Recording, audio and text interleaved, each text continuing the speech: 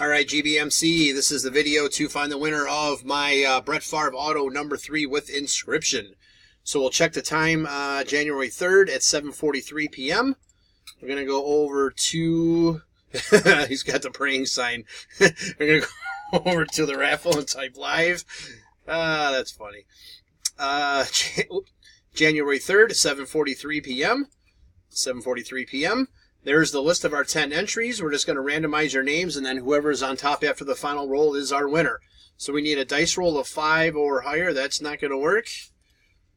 All right, 9 times. Here we go. Good luck. 1, 2, 3, 4, 5, 6, 7, 8. Last and final. Here we go. Good luck. It is, excuse me, Josh. Spot 8 is your winner. So Josh, please PM me, excuse me, to set up your Favre Auto. Goodness.